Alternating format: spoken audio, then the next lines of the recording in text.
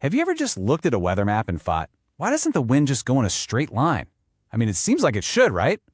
Well, it's a fantastic question, and the answer is this incredible cosmic tug-of-war that's happening miles over our heads. So let's dive into this beautiful dance of physics that shapes all of our weather.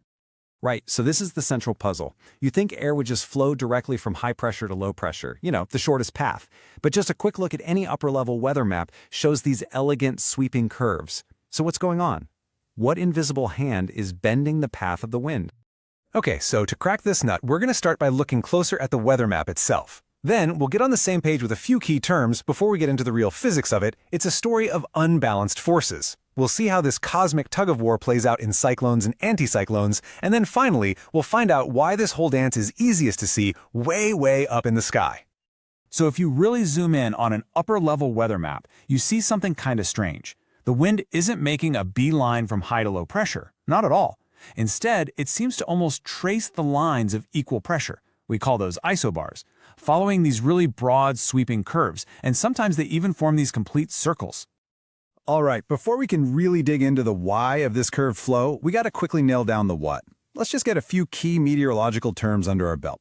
I promise it'll make everything that comes next a whole lot clearer.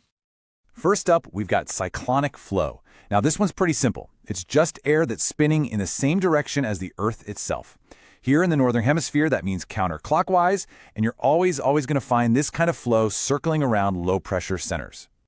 And the opposite, of course, is anticlonic flow. This is air that's spinning clockwise in the northern hemisphere, so it's going against the Earth's rotation. You'll spot this pattern around high-pressure centers, which, you guessed it, are also known as anticyclones. Now, these pressure systems aren't always these perfect little circles. When you get a stretched out, elongated area of low pressure, kind of like a dip on the weather map, we call that a trough. And since it's low pressure, the flow around it is, you got it, cyclonic. In an elongated area of high pressure, that's called a ridge, and it has anticyclonic flow swirling around it. So just remember, troughs are low and cyclonic, ridges are high and anticyclonic. Okay, with those terms locked in, we can get to the really fun part. All right, so now that we're all speaking the same language, we can finally tackle the core physics here. See, the reason wind curves isn't just some random thing. It's a direct result of one of the most fundamental laws of motion there is. And this quote just says it all, doesn't it? Newton's first law tells us that for anything to turn or curve, some force has to be pushing or pulling it off its straight path. The very fact that wind does curve is proof that the forces acting on it are not balanced. There's a winner and a loser in this atmospheric tug-of-war. So who are the big players in this battle? Well, first you have the pressure gradient force, or PGF for short.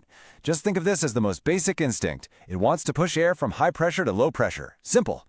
But fighting against it is the Coriolis force. Now this isn't a force in the classic sense, it's really an effect of our planet's rotation that deflects moving things, like the wind. And when these two forces aren't perfectly equal, there's a net push in one direction. That net push is what makes the wind turn, creating what physicists call centripetal acceleration. Now, what's so fascinating is that this imbalance, it plays out differently depending on the situation.